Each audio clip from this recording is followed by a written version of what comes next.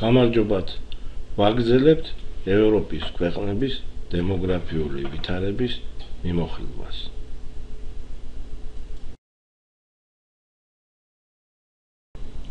განვიხილოთ საბერძნეთის დემოგრაფიული ვითარება.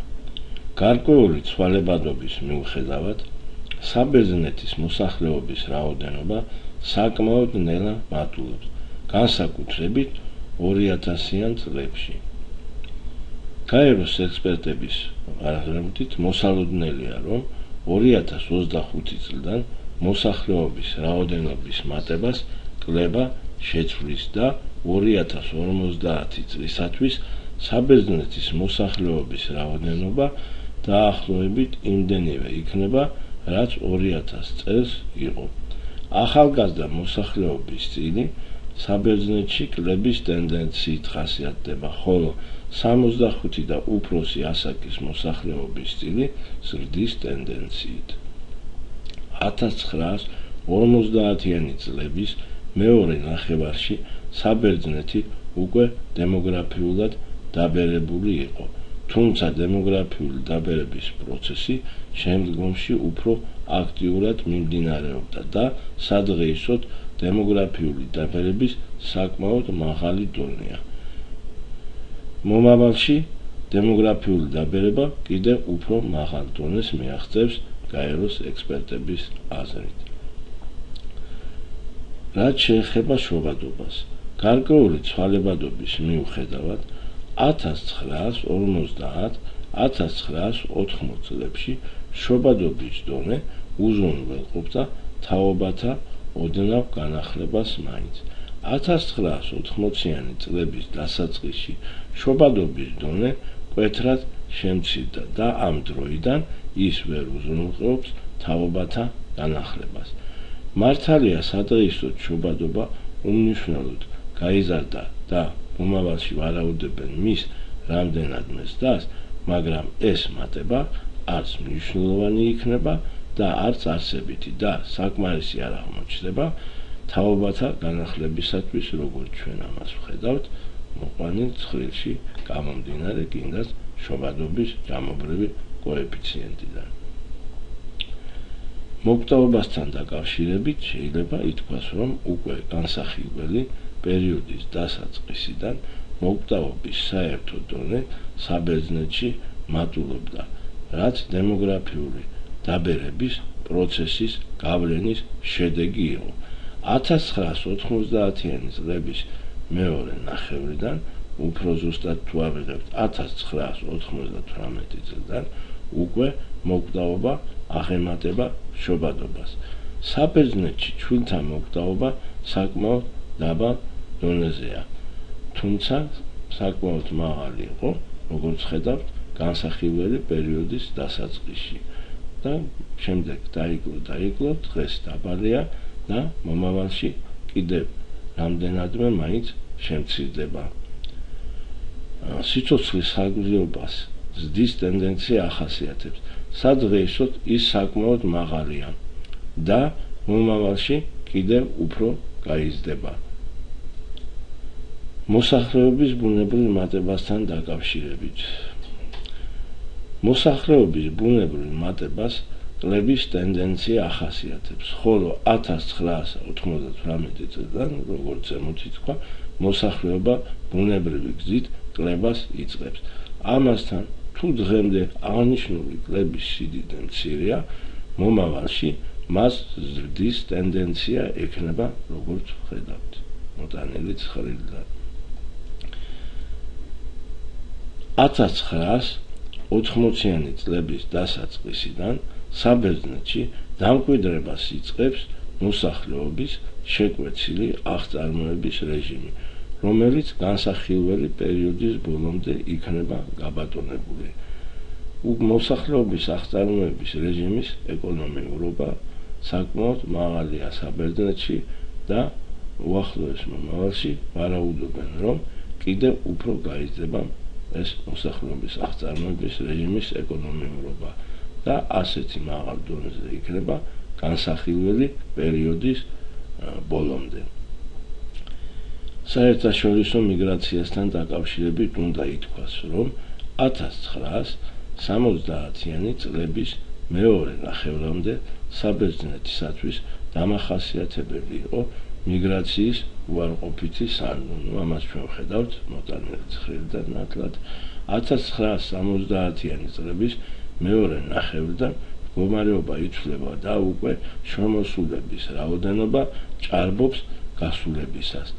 ასეთი მდგომარეობა, როგორც ჩანს, განსახილველი პერიოდის ბოლომდეა მოსალოდნელი.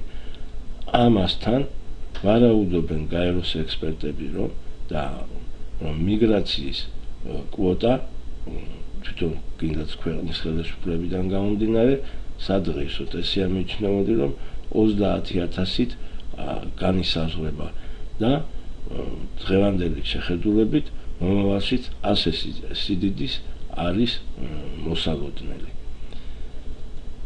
დემოგრაფიული გადასვლასთან დაკავშირებით თქვენ ხედავთ შობადობისა და მოკვდავობის დინამიკას განსახილველი პერიოდის განმავლობაში და ერთი ნათელია, რომ განსახილველი პერიოდის დასაწყისიდან 1980-იანი წლების დასაწყისამდე საბერძნეთი მოსახლეობის აღწარმოების თანამედროვე ტიპის მესამე ფაზაში იმყოფებოდა. მეოთხე ფაზა ხანმოკლე აღმოჩნდა და 1990-იანი წლების მეორე ახევამდე გაგრძელდა. ტიპთა შორისი პერიოდი ბოლო დრომდე გრძელდებოდა და ამჟამად საბერძნეთი მოსახლეობის აღწარმოების უახლესი, ანუ დეპოპულაციური ტიპის საწყის სტადიაშია. მომავალში, როგორც ჩანს, ხედავთ კარგად დიაგრამიდან, მოკვდავობა სულ მზარდი ხასიათი ექნება, ხოლო შობადობა შეიძლება მოხდეს დასტაბილიზდეს, მაგრამ მაინც დაბალი იქნება მოკვდავობასთან შედარებით.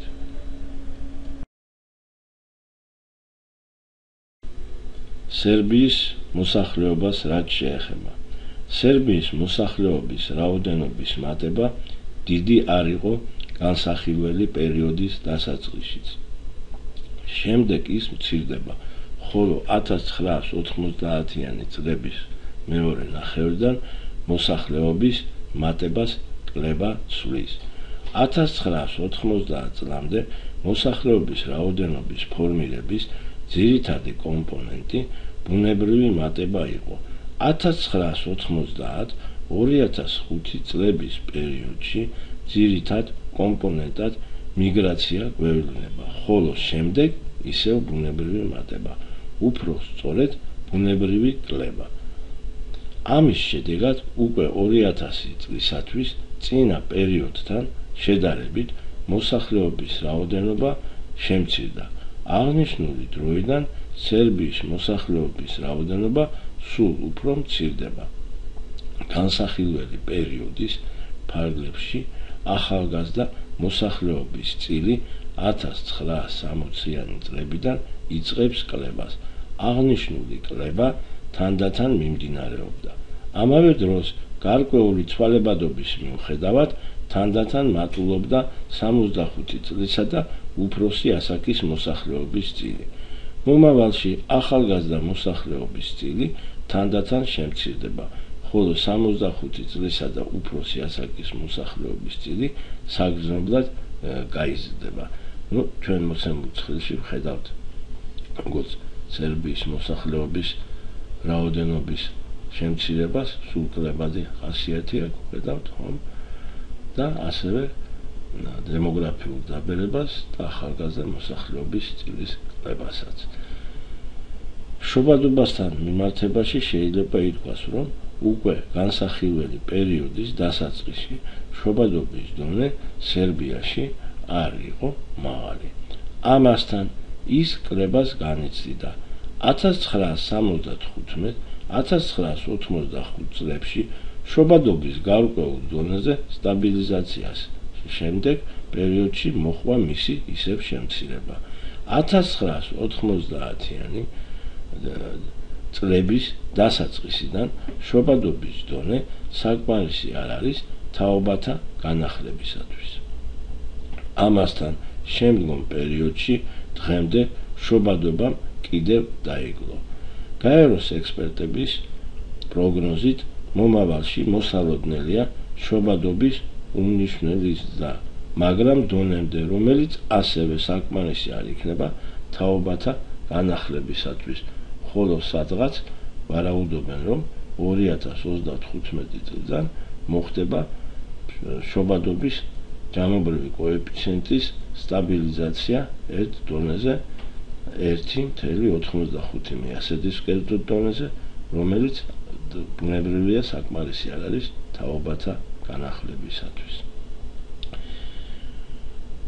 გარდაცვლილთა რაოდენობა მოსახლეობის 1000-ზე სერბიაში მცირდებოდა, თუმცა 1980-იანი წლებიდან რამდენადმე გაიზარდა, ხოლო 1990-იანი წლების პირველ ნახევარში ისევ უმნიშვნელოდ შემცირდა.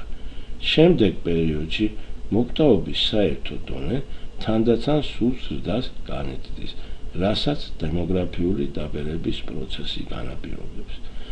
შვილთა მოკვდაობის დონე, ჩვენ ხედავთ, რომ სერბიაში ძალიან მაღალი იყო, აღემატებოდა განსახილველი პერიოდის დასაწყისში 50-იანი წლების პირველ ნახევარში, თანდათან წლების ტენდენციით ხასიათდებოდა და სადღეისოდ საკმაოდ დაბალია, თუმცა განვითარებულ ქვეყნებთან შედარებით მაინც ორჯერ მეტია. მომავალში ვარაუდობენ შემდგომ შემცირებას. სიცოცხლის ხანგრძლივობის ზრდას 1975-1985 წლებში სტაგნაცია მოუღა.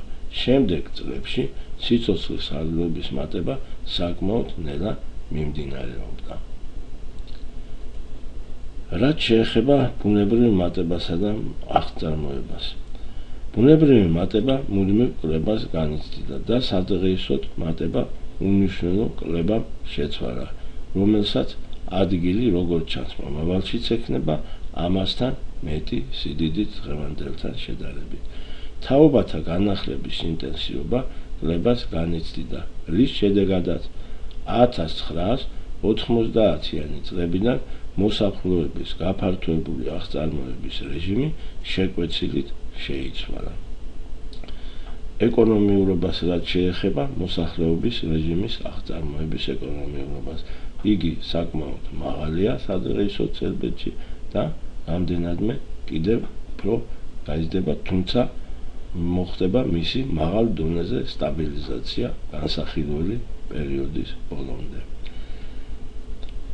1955-1985 წლების პერიოდისათვის ძირითადად დამახასიათებელი იყო მიგრაციის უარყოფითი სალდო. 1985-1990 წლებში არსებული შედარებით უმნიშვნელო მიგრაციის სალდო 1990-იანი წლების დასაწყისში საკმაოდ მაღალი სიდიდის მიგრაციის დადებითი სალდოთი იცვლება, რომელსაც 1995-2005 წლების პერიოდში ისევ მიგრაციის უარყოფითი სალდო ცვლის. აღნიშნული ცვლილებები გამომდინარეობდა ქვეყნის პოლიტიკური ვითარებიდან. 2005 წლის შემდეგ მიგრაციის ინტენსივობა მნიშვნელოვნად მცირდება და გასვლებისა და ქვეყანაში შემოსვლების რაოდენობა პრაქტიკულად მსგავსია. უკვე სადღეისოდ მოხდა პრაქტიკულად სტაბილიზაცია საერთაშორისო მიგრაციის ნულოვან თითქმის დონეზე და გაეროს ექსპერტების აზრით მას ადგილი განსახილველი პერიოდის ბოლომდე ექნება. დემოგრაფიულ გადასვლასთან დაკავშირებით შეიძლება ითქვას, რომ მოსახლეობის აღწარმოების თანამედროვე ტიპის მეოთხე ფაზის დასასრული 2000-იან წლებზე მოდის. სადღეისოდ სერბია იმყოფება ტიპთა შორის გარდამავალ პერიოდში, რომელსაც ახლო მომავალში მოსახლეობის აღწარმოების უახლესი, ანუ დეპოპულაციური ტიპი შეცვლის.